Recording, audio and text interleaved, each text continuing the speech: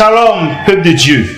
Je suis votre serviteur, Dr Kouman Didier, et nous sommes au témoignage interview de la prophétesse Emmanuelle, anciennement musulmane, et elle a eu à travailler dans le monde de la sorcellerie, dans le monde de la sirène et aussi des génies. Dis-nous, prophétesse, quand as-tu été initiée et quelle a été ta première mission? J'ai été initiée dans le ventre de ma mère et ma première mission c'était de tuer l'un de mes parents. Et d'abord, c'est la maladie qui est lancée et après j'ai pu le tuer. Et quelle maladie tu lui as lancée? Une maladie, maladie de paralytique. Ok, donc peuple de Dieu, comme vous le voyez, elle a paralysé tout cela à 5 ans. Et nous la nécessité de donner véritablement notre vie à Jésus, celui-là qui nous protège, celui-là même qui est notre abri, peuple de Dieu. Et comme la parole de Dieu le dit, l'homme aura pour ennemi les gens de sa maison. Et un homme qui n'a pas Jésus est véritablement livré aux sorciers, au monde des ténèbres, et il est comparable à la limite à un poulet. À la suite, quelles ont été tes missions principales? Mes missions principales, c'était pour attaquer les gens de grande destinée, les bébés, les gens de grande étoile qui vont devenir grands, qui vont devenir quelqu'un de grand le lendemain. Et donc ta mission c'était de voler la grâce des gens, de détourner les bénédictions, surtout les personnes qui ont de très grandes destinées. Et précisément tu m'as parlé même des pasteurs. Et des pasteurs qui ont une forte étoile, vous arrivez à les attaquer, par quel moyen? Par quel canal? Bon, il y a certains pasteurs, on arrive à les attaquer. Parfois, quand on regarde, on ne sait pas où on peut passer pour les attaquer. On attend d'abord, on attend quand la personne se marie et puis on attend, on cherche les portes d'entrée au niveau de sa femme, si sa femme a la colère, les disputes, en tout cas, tout ce qui est porte d'entrée, les querelles, les rancunes, et c'est par ça qu'on passe. Et puis quand on passe comme ça, on a eu même à tuer certains pasteurs vers chez nous là-bas comme ça. Et quand on passe par la femme, ce genre de personnes, on les tue sur le champ. Quand on lance des flèches et puis on les tue sur le champ. Et là, c'est véritablement un témoignage qui interpelle les hommes de Dieu. Et vous voyez, l'apôtre Paul l'a dit clairement, vous n'ignorez point les desseins du diable, mais ne lui donnez point accès. Que nous sommes protégés en tant que serviteurs, mais chaque fois que nous ouvrons des portes, nous nous fragilisons et nous donnons véritablement un droit légal au monde spirituel de nous attaquer. Et comme elle a dit, elle a eu à tuer plusieurs pasteurs, pas qu'ils étaient des faux pasteurs, mais ils ouvraient des portes et souvent ils passaient par leurs femmes. Mais tu m'as dit quelque chose de très important, tu te transformais souvent en des animaux, certains animaux comme ça. Je voudrais que tu m'en dises davantage. Et surtout, chaque animal a quelle particularité? On commence par le magouya. Quand je me transformais par les magouya, c'était les caméras, quand on rentrait surtout dans les maisons. Il y a certaines maisons où il n'y a pas Dieu, où il n'y a pas la présence de Dieu. Où on rentrait pour aller, on se faisait passer par les magouya, comme les caméras, comme les écouteurs, les empreintes, tout ça. Et c'est par ça, surtout les écouteurs, les caméras, pour contrôler cette maison, les enfants, tous ceux qui sont dedans. Ok, donc quand vous allez vous transformer en magouya, quand vous rentrez dans une maison, c'est pour récolter les informations, oui, pour les transmettre dans le monde spirituel, oui, pour pouvoir bloquer cette maison, pour pouvoir bloquer toutes les bénédictions. Oui. Est-ce que vous pouvez rentrer, vous pouvez arriver à faire ce travail-là dans la maison d'un vrai chrétien? Un chrétien qui a la présence de Dieu chez lui? Non. Non, on n'arrive pas. Parce qu'il y a certains chrétiens, quand on arrivait à faire ça, parce qu'eux, ils n'ont pas la présence de Dieu, il n'y a rien autour d'eux. Maintenant, il y a certains chrétiens aussi, qu'on n'arrivait pas aussi, parce que derrière eux, il y a la présence de Dieu. Donc, on n'arrivait pas à faire ça sur ceux qui avaient la présence de Dieu. Bien, donc, chers chrétiens, elle nous interpelle dans son témoignage. Nous sommes nombreux à être chrétiens, mais certains n'ont pas la présence de Dieu. Ceux-là même qui n'ont pas la crainte de Dieu, qui ne marchent pas selon la voie de Dieu, ceux-là, il n'y a pas une protection de la part du Seigneur Jésus-Christ.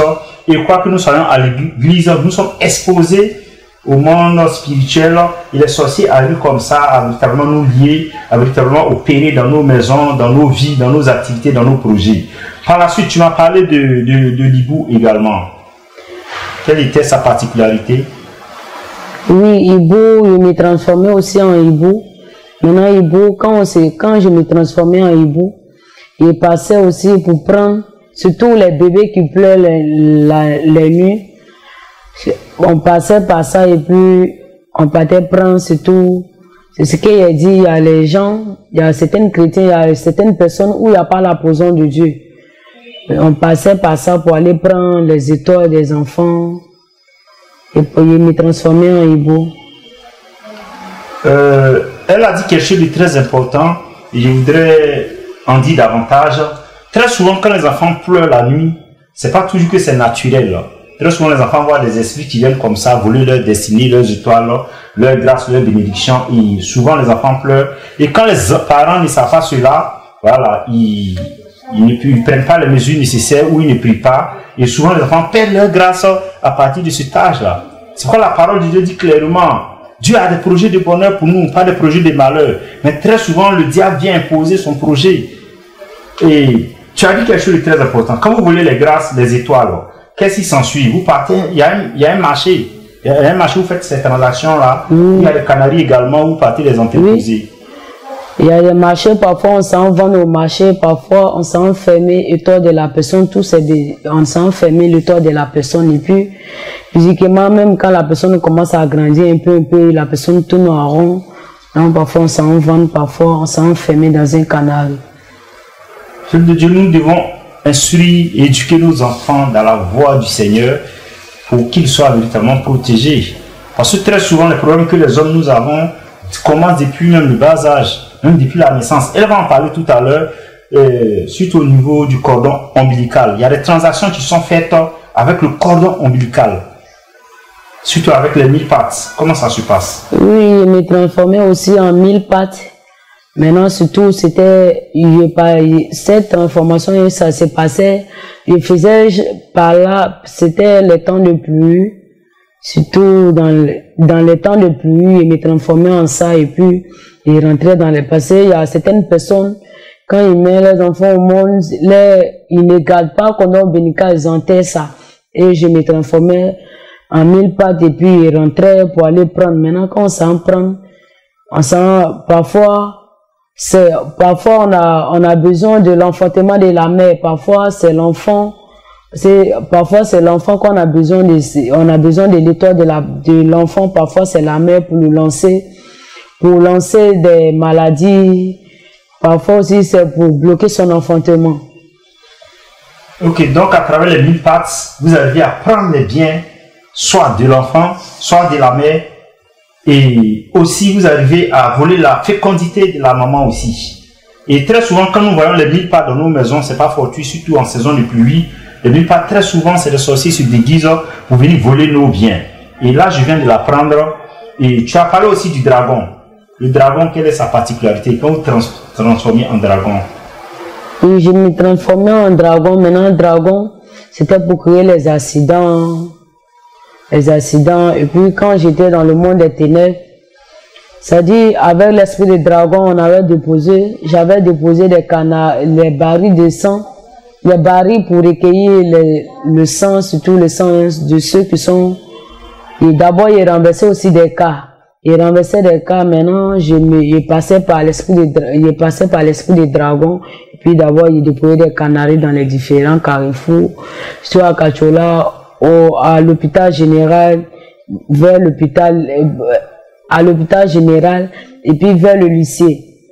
Il y avait déployé dans ces coins-là, dans ces deux coins, il y avait déployé des barils de sang là-bas pour provoquer des accidents, et puis pour recueillir le sang. Ok, tu vas parler aussi des sorciers, des types de sorciers. Certains se prévalent des bons sorciers, c'est-à-dire eux, ils protègent, ils ont pour mission de protéger. Et tu m'as dit qu'avant de venir à Abidjan pour faire ta délivrance, tu ne savais pas que la sorcellerie était une mauvaise chose. Est-ce qu'il y a des bons sorciers? Est-ce qu'il y a un sorcier qui ne tue pas, qui ne sacrifie pas, qui ne verse pas le sang? Il n'y a pas de bons sorciers. à part bon sorcier, parce que quand on était là-bas, on se blaguait, parce qu'il y a la sorcellerie culturelle.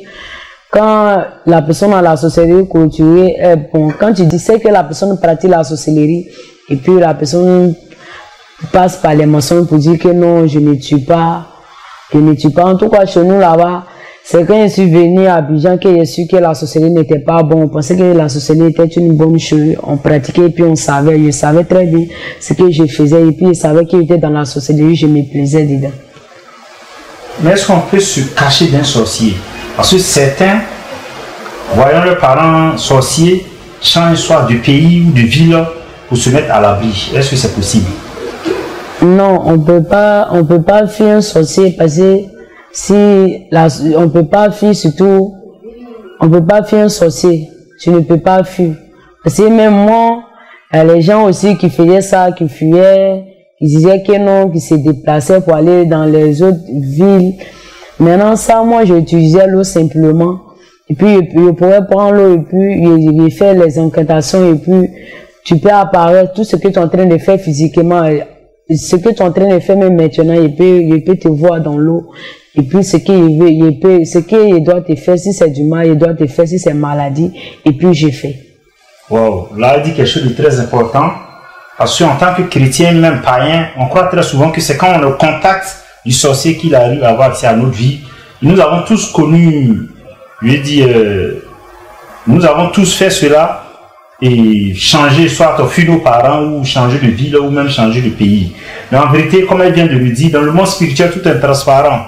Et notre salut, c'est en Jésus. Sans Jésus, on ne peut pas se cacher du monde spirituel. Et tu as donné, par exemple, la localisation de tes pouvoirs. Bien avant ça, elle m'a dit comme ça que avec de l'eau simplement, elle pouvait te voir, quel que soit le lieu où tu te trouves, que ce soit aux États-Unis, au Canada, et elle proclamait, faisait des incantations, et ces incantations-là t'atteignaient, quelle que soit ta localisation. Oui. Et puis, il me déplaçait en esprit, il sortait de mon corps pour aller tuer. Tu connais beaucoup de pays, c'est ce que tu m'as dit? Oui, surtout la France, aux États-Unis. Donc, vous voyez, elle n'a jamais pris l'avion, mais en esprit, elle connaît tous ces pays européens développés. Et tes pouvoirs étaient localisés sur certaines parties de ton corps. Est-ce que tu peux nous en dire plus? Tu m'as dit quelque chose de très important. Tu m'as dit sur ton front, il y avait une croix. Et cette croix a une particularité. Est-ce que tu peux expliquer au peuple de Dieu? Oui, c'était sur mon front, il y avait une marque. La marque là, c'était ronde et puis il y avait une croix dedans. C'était la marque de destruction. Et puis on m'avait donné dans le monde des ténèbres là-bas le nom sans pitié. Parce que avec cette marque là, quelle que soit la mission qu'ils vont me donner, même quelle que soit la durée, il arrive à accomplir. Donc c'est pas ça qu'ils m'ont donné ce nom avec cette marque. C'est-à-dire on t'appelait sans pitié. C'est-à-dire que ce soit un parent proche que tu aimes dans le physique, mais dans le spirituel, tu n'as plus de sentiments, c'est ça? Oui. Tu es sans pitié. Et je crois que c'est pourquoi tu as réussi à tuer également ton grand-père. Oui. N'est-ce pas? Et tu m'as parlé également de ta main droite, où il y avait le signe 777. Ça servait à quoi? Oui, le signe 777. Et puis, c'était le signe 777. Et puis, c'était sur ma main droite. Et puis, sur ma main droite, et puis, il me transformait. Il passait par ça. Et puis, avec quelque chose dans ma main, le pouvoir d'envoûter les trucs dans les marchés, les nourritures, les viandes, les transformer en chair en viande de l'homme. Et puis, il y avait la main 777 sur ma main droite. Peuple de Dieu, elle vient de donner une révélation très capitale. C'est-à-dire, à travers la puissance, par la puissance qui se trouve dans sa main, elle arrive à souiller, envoûter les nourritures même dans les marchés. D'où la nécessité de véritablement sanctifier tout ce que nous mangeons par le sang de Jésus. Et tu avais également des pouvoirs dans tes yeux. Oui, le pouvoir aussi d'envoûter, pour envoûter dans les marchés, dans les différents coins, même d'initiation. Il suffisait de regarder dans les yeux de la personne. On m'avait donné dans le monde éternel ce pouvoir pour envoûter, c'était au niveau de mes yeux, pour envoûter et pour initier les gens par les regards. Donc, par le regard, simplement, tu pourrais envoûter et initier quelqu'un. Oui, si la personne n'a pas la position de Dieu, n'a rien, je pourrais envoûter et puis je pourrais aussi initier la personne. Ok, dis-moi davantage sur les yeux spirituels. Tu m'as dit que tu avais les yeux de la sirène, les yeux de la sorcellerie, et tu avais l'œil du génie aussi. Oui. Des génies si tu veux. J'avais l'œil de génie au niveau de ma nuque. Et puis, il y avait les yeux de la séduction, de la sirène qui étaient mes yeux normaux. Au fait, je veux expliquer un peu. Ces yeux normaux, les yeux que vous voyez quand il était dans le monde spirituel, étaient des yeux qui étaient des yeux de séduction. Et à travers son regard, elle peut arriver à te séduire comme ça. Et en dehors de ça, étant dans la sorcellerie également, elle avait deux yeux sur le front. Et ces yeux-là servaient à faire quoi? C'était les yeux de la sorcellerie. C'était les yeux de la sorcellerie. Il arrivait à contrôler, c'était comme les caméras. Ça servait à envoûter aussi la nourriture? Oui, envoûter aussi la nourriture. Ok. Maintenant, tu m'as parlé de la particularité de l'œil des génies. Tu as un gros œil sur la nuque. Quelle est la particularité des génies? La particularité des génies, il y a plusieurs domaines. Maintenant, mon mari génie était génie et c'est par là qu'il a commencé à pratiquer et il a fait des consécrations avec lui. Et j'étais mariée avec lui, il y avait eu 6 enfants et le 7e était dans mon ventre, c'est pendant la délivrance qu'il a été tué. Et en termes de hiérarchie, en termes de puissance de pouvoir, qui domine, quel monde domine, quel monde est au-dessus?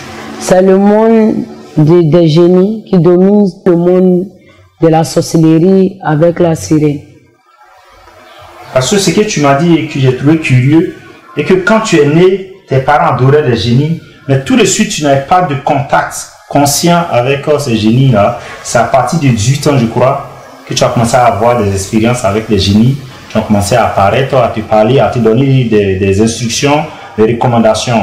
Est-ce que tu peux nous expliquer cela? Oui, parce que ma mère m'a dit que c'est par les adorations qu'on disait qu'elle n'allait pas enfanter et que c'est par les adorations que je suis née. Maintenant, elle nous disait que c'était nos dieux, si on a besoin de quelque chose, si on doit voyager, on a besoin de quelque chose, même à l'école, pour avoir quelque chose, on doit se confier et on doit leur parler. Et puis, il y avait plusieurs adorations. Maintenant, elle nous dit, même dans la maison de ma mère, il y a des bois taillés, des trucs comme ça, des trucs de génie. Maintenant, eux, les gens partaient là-bas, on préparait, on faisait des sacrifices là-bas. Maintenant, les autres faisaient ça. Maintenant, moi, je ne faisais pas ça. Maintenant, c'est à l'âge de 18 ans, pour aller les 19 ans, 20 ans, qu'ils ont commencé à... Maintenant, les esprits ont commencé à tout bloquer. Maintenant, ils ont commencé à tout bloquer et puis, ils sont passés par ma mère pour me dire que c'est parce que je ne les considère pas. C'est pourquoi ils ont tout bloqué, surtout à l'école. Ils ont tout bloqué. En fait, j'ai appris véritablement à travers ton témoignage. Ta maman vous a dit que les génies étaient vos dieux et que tout ce dont vous avez besoin, vous pouvez leur demander, ils vont vous exaucer, n'est-ce pas? Mais toi particulièrement, tu ne les sollicitais pas et arrivé à un certain âge, ils ont commencé à tout bloquer. C'était dans le petit de faire quoi? Qu'ils ont commencé à tout bloquer. Pour que je les adore aussi. Donc c'était pas ça qu'ils avaient fait ça. Mais est-ce que tu as cédé? Est-ce que tu as... Oui, j'ai cédé. Parce que quand ils ont fait ça, ils étaient en classe de 3e et puis ils ont repris. C'était ma deuxième année en classe de 3e et puis j'ai repris. Quand j'ai repris, c'est pas ça. Ils sont passés par ma mère pour me dire ça. Maintenant, on faisait passer avec tout ça. Je n'arrivais pas à me maîtriser. J'attendais des voix, on me parlait. On criait mon nom. Parfois, je pouvais voir, c'est-à-dire, je les voyais. Je voyais les esprits. Tu les voyais physiquement, les génies? Je les voyais physiquement de la même manière qu'on se voit physiquement. Ok, avant d'aller plus loin, est-ce que tu peux nous décrire comment se présente un génie? Bon, un génie se présente comme moi je les voyais. Parfois, il n'a pas de mains, mais ils ont un pied. Parfois, c'est un pied. Parfois, c'est un peu, et puis les têtes là, les yeux sont derrière, les têtes là, c'est-à-dire de la manière que physiquement pour nous, elle a pu être tournée derrière. C'est-à-dire, ils ont le visage derrière et la nuque devant, c'est ça? Oui.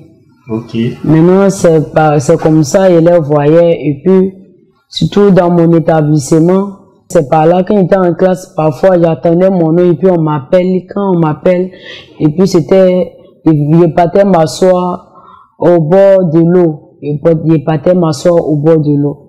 Et forcément, il veut dire aussi quelque chose, c'est pas dans l'eau là, c'est pas forcément que ce sont des sirènes qui se trouvent là-bas. Il y a des génies qui se trouvent dans l'eau. Il y a certains génies qui sont comme les êtres humains. Maintenant, il y a certains génies qui sont, en tout cas, ils sont comme les génies, comme les esprits.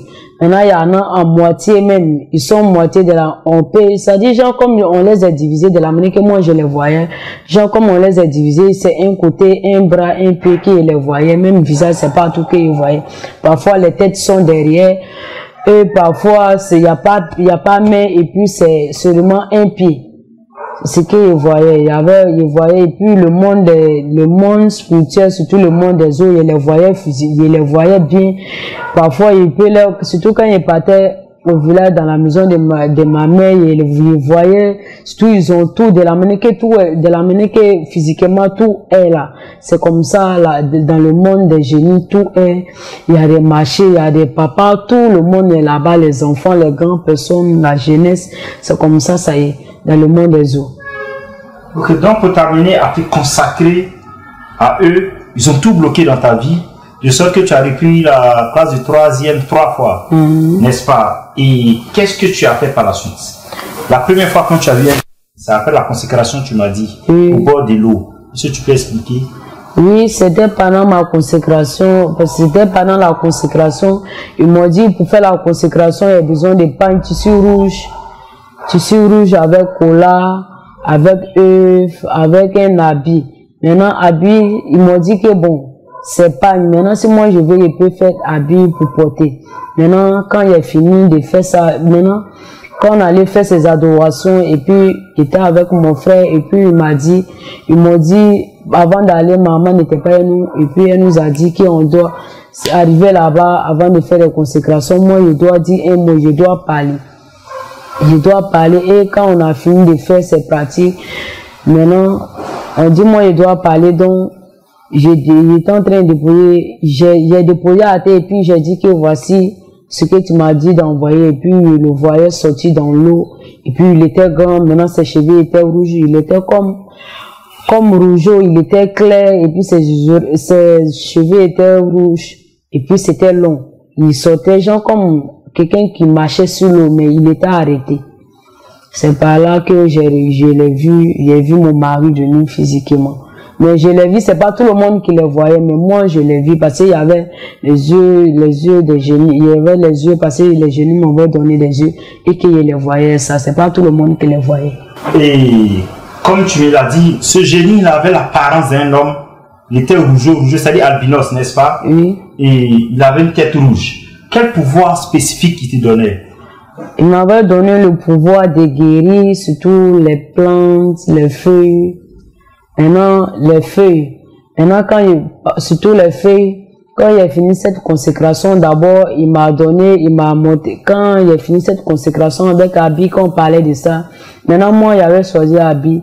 Et puis, c'est-à-dire, il m'avait donné un jour, vendredi nuit, en tout cas chez les jeunes là-bas, le vendredi est très très puissant chez eux là-bas. Donc, on avait fait, quand on a fini, maintenant il m'a dit, le vendredi nuit, il doit respecter, il ne doit pas m'approcher des garçons, aussi ne doit pas s'approcher de moi, c'est ce jour-là que lui, il doit venir. Et il devait même pas faire quelque chose, même me déplacer. Il doit rester assis et puis porter son habit. Maintenant, le pouvoir, quand il a fait ça, le pouvoir qu'il m'a donné, il m'avait donné, bon, comme le don de guérison, maintenant, et puis par ça, surtout les vendredis, qui me montrait, ce n'était pas vendredi seulement, mais les autres du jour, qui sont là, et puis, il aimait, bon, j'aimais me mettre à part dans le coin, rester seul. C'était l'esprit de génie qui faisait ça. Rester dans le coin seul. Maintenant, le pouvoir qu'il m'avait donné, c'était le pouvoir pour guérir. C'est-à-dire, ce n'était pas pour guérir. Ce pouvoir, c'était pour déplacer. Les gens pensaient que c'était quelque chose de bon. Surtout, il m'avait montré des plantes Et des plantes, parfois, il peut me dire, tu vois, ça dit, quand telle personne est malade ou bien autour de moi, quand quelqu'un se sent pas bien, il va me montrer, et puis il me dit, bon, tu vois, quand tu rentres dans la forêt, au lever du soleil, tu vois, au lever du soleil, il peut me dire de couper une feuille, ça dit, de couper une feuille maintenant, au coucher du soleil, de couper une feuille. Soit parfois, il peut me dire, avant de rentrer dans la forêt, soit il peut me montrer la route, je peux prendre la route de la forêt maintenant, arriver à quelque part. Il dit, si tu as pris telle route, la première feuille qui va te toucher, maintenant tu coupes, maintenant tu pars dessus, maintenant avant de parler, parce que quand il a fini ça, on disait qu'avant de faire ça, il doit être sûr, il ne doit pas ajouter, donc tout ça, donc il prenait les feuilles et puis parfois il pourrait prendre l'eau aussi pour parler dessus. Si il n'a pas envie de me déplacer, c'est ce qu'il m'avait donné comme le pouvoir de parler. Il parlait dessus, puis il faisait les incantations dessus. Si l'eau, et puis donc maintenant la personne boit, surtout les gens qui avaient mal au ventre, les coins qui sont enflés. Maintenant, quand il donnait les malades, ces parties-là, ça se calmait, ça se calme un peu le temps. Maintenant, ça reprend plus fort. Cette maladie-là, ça ne partait pas. Donc, comme il vient de l'expliquer, son expérience avec les génies est très enrichissante. Et vous devez savoir que les génies sont des êtres humains qui sont morts hors de la présence de Dieu et que Satan continue d'utiliser dans le monde spirituel. Et comme elle a souligné ici, après avoir fait la consécration au bord de l'eau, ce génie-là lui a donné des dons de guérison, mais ce n'était pas des dons de guérison en vérité, parce que ces connaissances-là, cette science était communiquée par ces esprits, et ces esprits étaient derrière ce don-là. Donc, quand tu suis ce traitement, tout naturellement, le problème est déplacé, ou la maladie est déplacée, et surtout, la maladie s'aggrave quand ça revient. Et il n'y a pas de guérison, c'est véritablement des solutions palliatives, mais plus tard, qui deviennent des problèmes. Et vous devez savoir que les génies également ont différentes formes. Et il y a des génies qui sont comme des êtres humains normaux, d'autres ont la tête fendue, mais ont un seul œil, un seul bras, ou ont la tête carrément écrasée, et même ont un seul pied, d'autres ont des cheveux qui descendent jusqu'à la plante des pieds. Mais ce que vous devez savoir ici est que les plantes ont été créées par Dieu, n'est-ce pas? Et si vous avez une connaissance naturelle d'un traitement à base des plantes, vous pouvez l'utiliser. Mais quand cette connaissance est communiquée par des génies, par des esprits, tout naturellement, les esprits accompagnent ce traitement qui est prescrit par le praticien. C'est pourquoi vous allez voir, comme elle a dit, avant d'aller prendre une plante ou bien des écorces, c'est le génie qui lui donne des instructions. C'est-à-dire que ce n'est pas une connaissance naturelle, c'est une connaissance inspirée par le monde spirituel. Donc, il y a des heures pour pouvoir prendre certains médicaments. Il y a des positions, par exemple. Il y a des arbres qu'on ne doit pas couper avec des machettes ou qu'on doit prendre à main nue. Et il y a des plantes qu'on doit prendre sans être chaussé. Donc, on doit comprendre que c'est une connaissance qui est communiquée par ces esprits-là. Et lorsqu'on suit ces traitements, tout naturellement, il y a des conséquences derrière. C'est pourquoi je me rappelle du génie et du marabout qui a été délivré ici, Sina Ouattara. Je crois que son témoignage va dans ce sens-là. Et les médicaments qu'il prescrivait à ses patients étaient inspirés par des génies. Et il y a toujours un échange. Les génies en retour prennent quelque chose et ils déplacent le problème ou bien ils atténuent la maladie. Et quelques années encore, la maladie revient à la charge. La maladie revient et tu es dans un cycle de traitement sans fin et d'aggravation de la maladie ou de ta situation. Maintenant, tu as dit également que quand la maladie se calme, elle revient plus fort. Ça me fait penser à Luc, à Matthieu, où la parole de Dieu dit clairement que lorsqu'un génie, qu'un esprit est chassé et qui va dans le lieu aride de la part de repos, quand il revient 7 fois avec des démons 7 fois plus dangereux. Et je crois même que tu as expérimenté ça. Après ta délivrance, on va en arriver là. Après ta délivrance, tu as commencé à opérer à une autre dimension. Est-ce que tu peux nous en parler avant qu'on en arrive là? Oui, il a été délivré à Kachola là-bas. Maintenant, après, c'est pendant vers les vacances. Maintenant, quand il a été délivré, et puis l'évangéliste avec les autres sont venus à Abidjan. Maintenant, ils sont restés là-bas. Et quand ils sont restés là-bas avec les parents, parce que ce sont les musulmans. Maintenant, avec les dits des parents, donc je me suis retourné dedans. Quand je me suis retourné dedans, c'est là que je suis devenu plus fort. Amen. Donc, au fait, je fais ce parallèle-là pour faire comprendre au peuple de Dieu que chaque fois qu'on prend des médicaments indigènes inspirés par des praticiens qui travaillent avec des esprits ou des génies, la maladie revient plus aggravée. La maladie revient et passe à un autre niveau, au fait. Et c'est pourquoi, véritablement, nous inspirons, nous exhortons à véritablement ne pas aller vers cette science-là, à moins que Dieu vous révèle un traitement naturel à travers ces plantes-là. Et tu m'as parlé également des querelles entre les génies, c'est-à-dire qu'il peut y avoir des palabres entre les génies. Et l'objectif de ces querelles-là, de ces combats, vise quoi? Quel est l'objectif de ces combats? Oui, ce genre de palabres-là, parfois, même si parfois les esprits de génie qui sont derrière toi, ils sont plus forts. Maintenant, parfois on fait genre comme la jalousie, l'esprit qui est derrière la personne, on veut forcément le prendre. On veut forcément arracher cet esprit-là derrière la personne maintenant. Maintenant, il provoquait ce genre de personnes. Maintenant, s'il arrive à les frapper, là, je prends l'esprit qui est derrière la personne. Au fait, il y a un combat qui s'engage dans le monde des génies.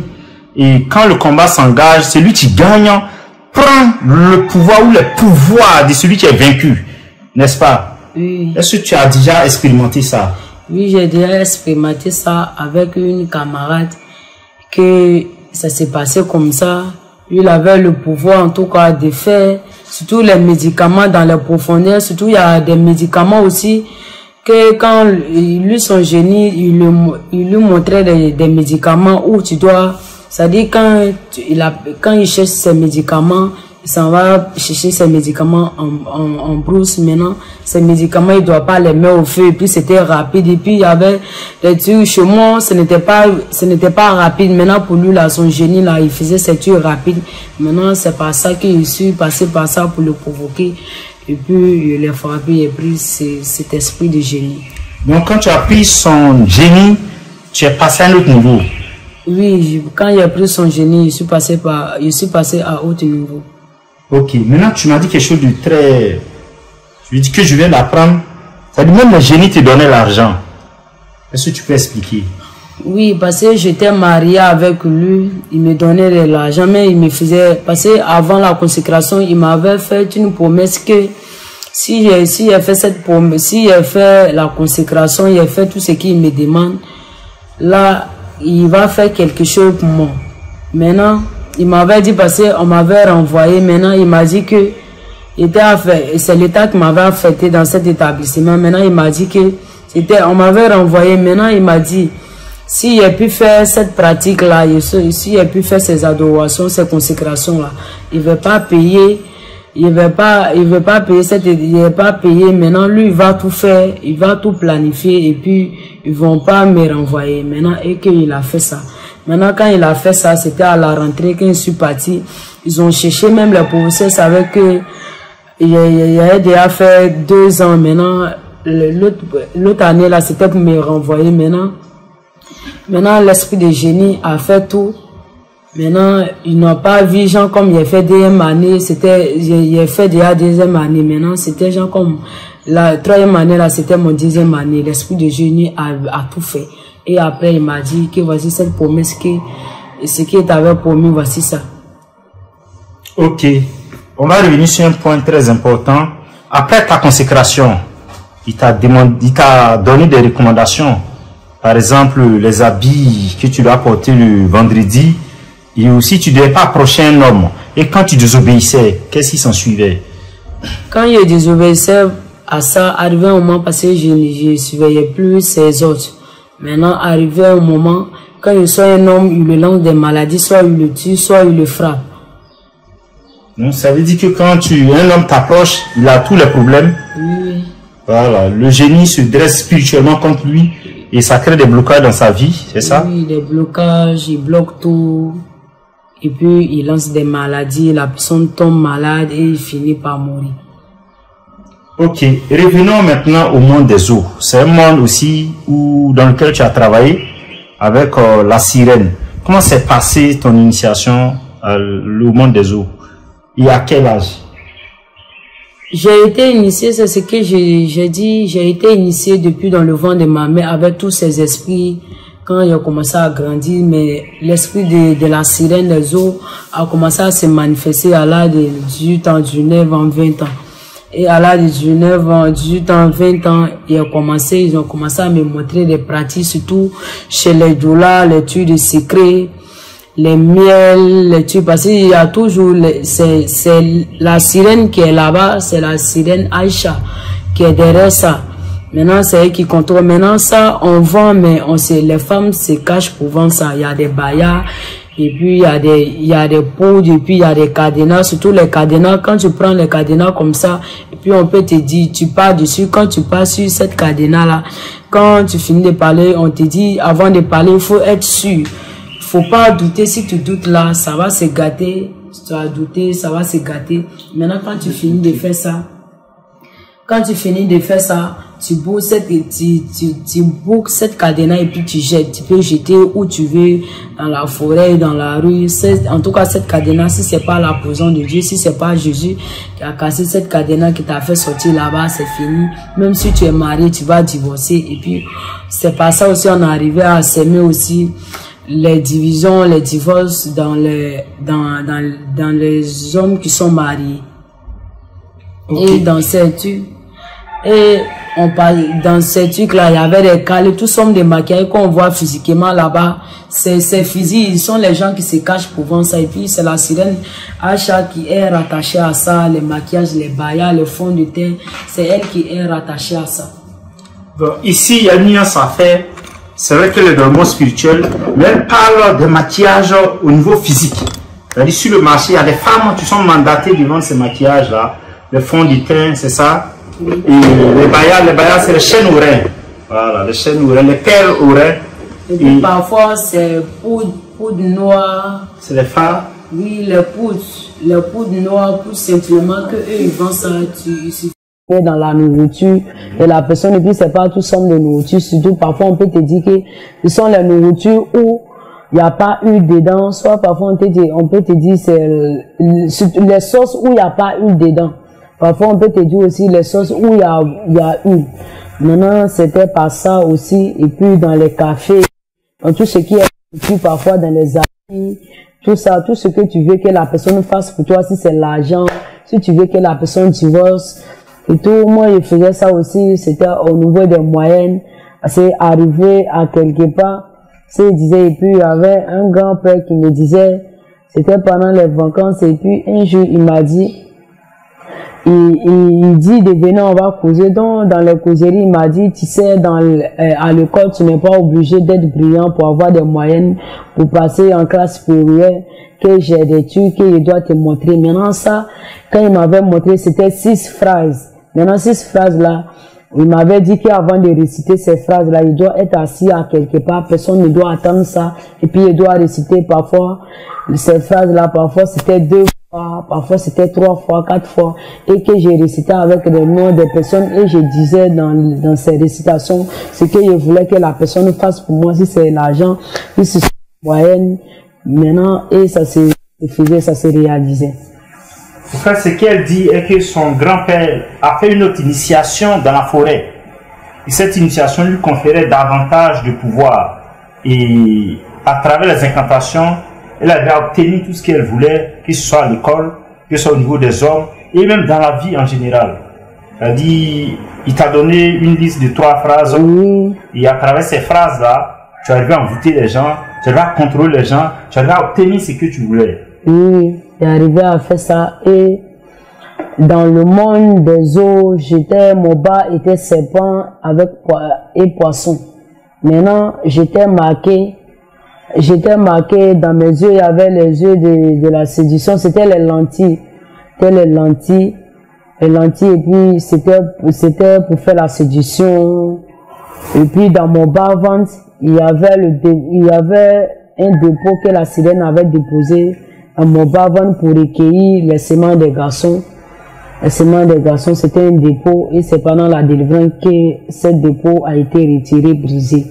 Maintenant, au niveau des médecins, il y avait des marques, les écritures en arabe. Et puis, surtout aussi au niveau de mes cuisses, il y avait aussi des écritures en arabe. Là, elle dit quelque chose de très important. Sur ces seins, il y avait des écritures en arabe. Son bas-ventre, il y avait des écritures en arabe. Et aussi au niveau de sa partie intime, il y avait un canari qui recueillait les séments des hommes. C'est terrible ça. Et quelle est la fin, la finalité? Quand on recueillait les séments des garçons, c'était pour aller ça dans le monde des eaux. Et on bloquait vie de ces personnes-là. On bloquait les vies, on bloquait ses finances, les travail, tout. Maintenant, tu m'as parlé de le désordre sexuel. C'est-à-dire, avant ta délivrance, sexuellement, tu étais incontinente. C'est-à-dire, tu ne pouvais pas faire une semaine sans aller avec un homme. C'était dû à quoi? Oui, parce que le dépôt qui était dans mon ventre, c'était à propos de ça. Maintenant, le dépôt qui était dans mon ventre pour recueillir les séments des hommes, ces dépôts-là, je ne pouvais pas faire une semaine sans aller un homme.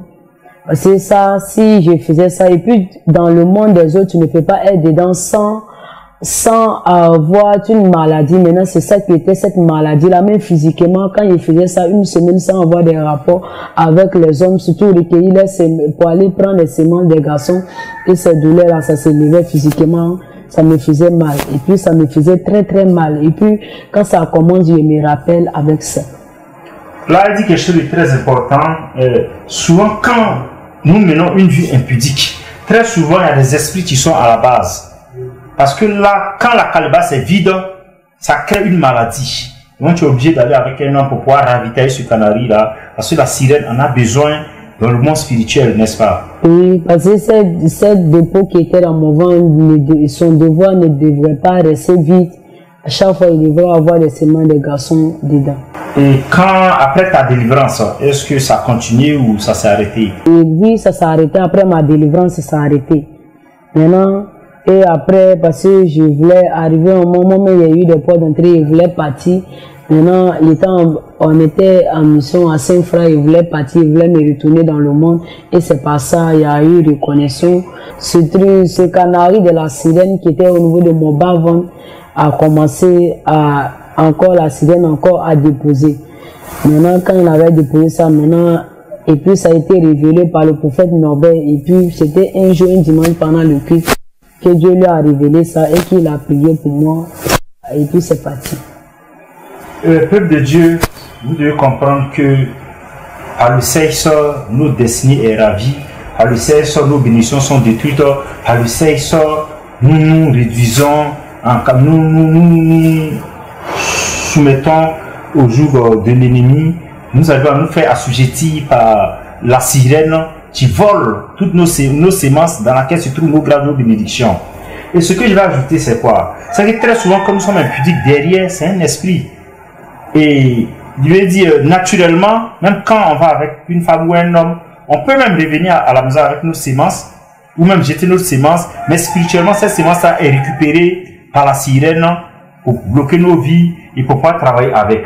Et aussi, je veux parler de quelque chose, surtout la fête de Saint-Valentin. C'est une fête que c'est la sirène, cette fête-là, c'est la sirène qui a créé ça, surtout pour créer les désordres, pour tuer, c'est-à-dire, elle passe aussi par ça pour tuer, en tout cas pour diviser les foyers. Cette fête-là, c'est la sirène, c'est une fête de la sirène. C'est pas une fête très simple, cette fête-là, c'est la fête de la sirène. Donc, le Dieu a dit quelque chose de très important. La fête de Saint-Valentin a été par la sirène pour véritablement plonger les hommes dans l'impudicité, dans le dérèglement sexuel, pour pouvoir véritablement détruire nos vies, détruire nos grâces, nos destinées au fait. Et même, cette fête mondaine ou pas elle-même est rentrée même dans l'église, où certaines églises, le 14 février, célèbrent cette fête qui a été inspirée par la sirène. Que, pour le savoir, nous devons nous séparer du monde, nous devons sortir du monde, et pour ne pas que nous soyons des chrétiens assujettis, pour ne pas que nous soyons des chrétiens à la merci du monde spirituel. Et avant ta délivrance, qu'est-ce qui t'a motivé à venir à l'armée de prière et de délivrance? Comment tu as rencontré le serviteur l'évangéliste Jean-Luc Olivier Zaoui et jusqu'à ce que tu prennes la décision de te faire délivrer? Je rappelle qu'elle a été délivrée une première fois et après elle est retournée dans la sorcellerie. C'est à Abidjan qu'elle a acheté sa délivrance. Et à Katiola, comment c'est fait? Comment vous avez rencontré l'évangéliste Jean-Luc Zaouri et son équipe? À Katiola, bon, l'homme de Dieu était mon professeur d'anglais, surtout en 4e maintenant. Comme quand lui il partait dans les classes, on voyait la présence de Dieu sur lui. Bon, c'est que nous on disait parce qu'à ce moment il ne connaissait pas Dieu. On voyait la présence de Dieu sur lui, le feu autour de lui, et puis on voyait les gens qui étaient autour de lui, qui étaient en blanc. C'est ce qu'on se disait, les gens qui étaient en blanc, mais qui ne touchaient pas le sol, qui était grand. Même quand tu veux essayer de le toucher, soit de lancer flèche, tu n'arrives pas. Maintenant, c'est dans ça, nous, on a commencé à se poser des questions. Maintenant, bon, moi, je me suis dit, peut-être, c'est un homme, bon, c'est un professeur, on ne sait pas où il est passé, pour avoir ce genre de puissance-là. Donc, on était là en train de regarder à chaque fois quand il le voyait, et puis il regardait ça. Maintenant, un jour, c'était le prophète Norbert. Bien avant ça, je voudrais savoir quelque chose. C'est-à-dire, cette présence-là a attiré votre attention. Oui, maintenant, surtout même quand il rentrait dans les classes, on ne pouvait pas rester, il sortait, il me cachait pour sortir, même s'il dit de faut pas qu'il va sortir, il me cachait pour sortir parce que ça nous gênait, c'était le feu, ça nous gênait, donc je ne pouvais pas même m'asseoir en classe, maintenant je sortais. Mais ce que je ne comprends pas est que il y a d'autres professeurs qui sont chrétiens, n'est-ce pas, ou qui sont des serviteurs de Dieu. Est-ce que vous avez régulièrement vu cette présence-là, que ce soit à la mosquée ou bien auprès de certains chrétiens? Non, même à la mosquée, je n'ai jamais vu ça. Je n'ai jamais vu ça. Ce sont les génies que je voyais là-bas, les mosquées, derrière les musulmans, ce sont les génies que je voyais là-bas. Même derrière les autres professeurs, on ne voyait rien. Et puis on pourrait bien les attaquer maintenant avec lui, mais on voyait ce qu'on voyait, mais on n'arrivait même pas à comprendre. Dieu a dit quelque chose de très important.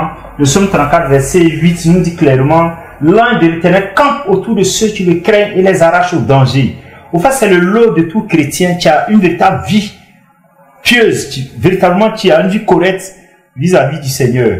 Et c'est vraiment désolant qu'elles disent que c'est très rare de voir cette présence-là, alors que c'est le partage de tout enfant de Dieu. Et que ce soit la mosquée, c'est pareil.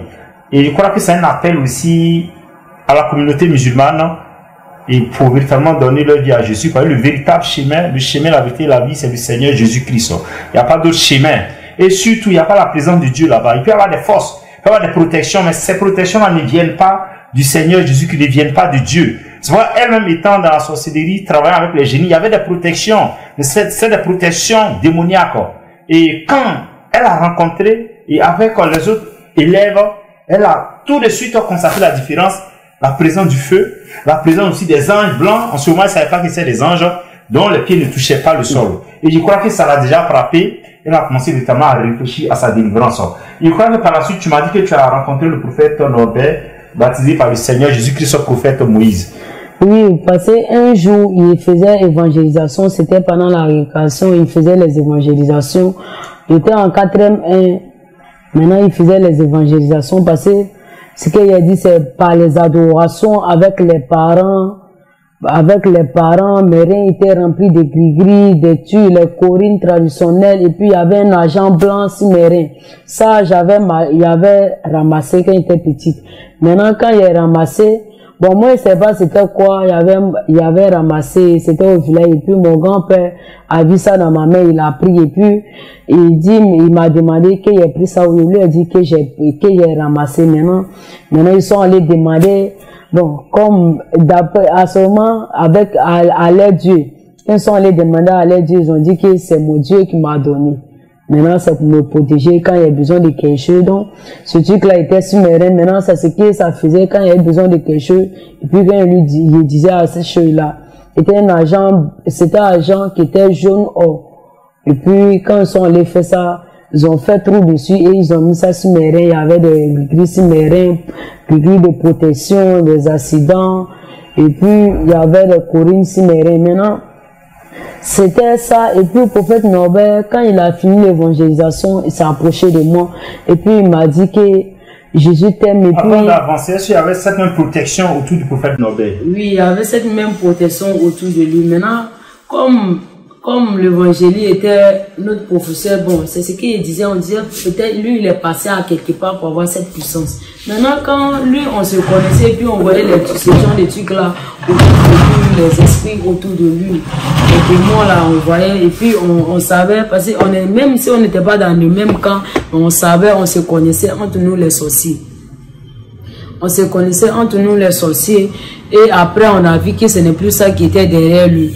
Maintenant comme ce n'était plus ça qui était derrière lui, on ne pouvait pas m'approcher, mais c'était le jour de l'évangélisation là, quand il a fini de parler et puis bon, en tout cas j'ai remarqué que c'était, j'ai vu après quand je me suis converti, j'ai vu que c'était le Seigneur qui l'avait envoyé vers moi. Maintenant quand il a fini de parler puis s'approcher de moi, il m'a dit Jésus t'aime, il veut faire des grandes choses avec toi. Maintenant, il a commencé à me parler, tout ce qu'on a eu à adorer avec les parents. Il m'a parlé en tout cas, il m'a parlé, puis il a parlé aussi de cet argent blanc là. Maintenant, ça m'a étonné, je suis resté, c'était pendant la récréation maintenant. Et quand la récréation est finie, et puis, il partait chez lui en classe. Maintenant, quand il a fini de me parler, il est parti dans les autres classes. Maintenant, quand il a fini, maintenant, c'était quand la récréation est finie.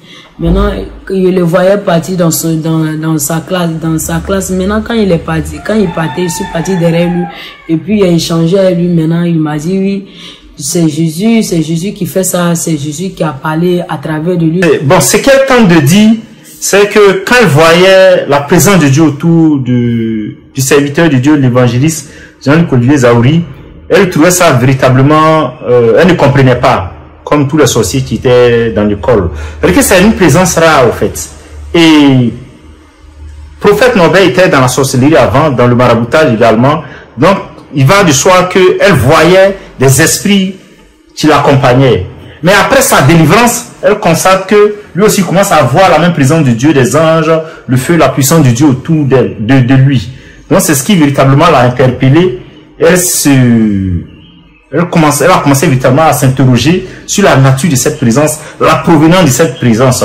Et je crois que c'est ce qui l'a davantage poussé à l'approcher, l'amener à l'approcher pour essayer de comprendre et comment elle peut avoir cette même présence. Et tu peux expliquer votre rencontre comme tu l'as dit? Oui, maintenant quand il me s'est approché de lui pour lui parler, pour lui demander, il dit oui, c'est Dieu qui a fait ça, c'est Dieu qui a parlé à travers de lui. Maintenant, il m'a dit, bon, on appelait l'évangéliste monsieur, donc il dit c'est monsieur. Maintenant, quand il m'a parlé, donc, et puis il m'a envoyé, on allait vers lui, et puis il m'a parlé. Maintenant, il m'a demandé si je veux ma délivrance, et il lui a dit oui.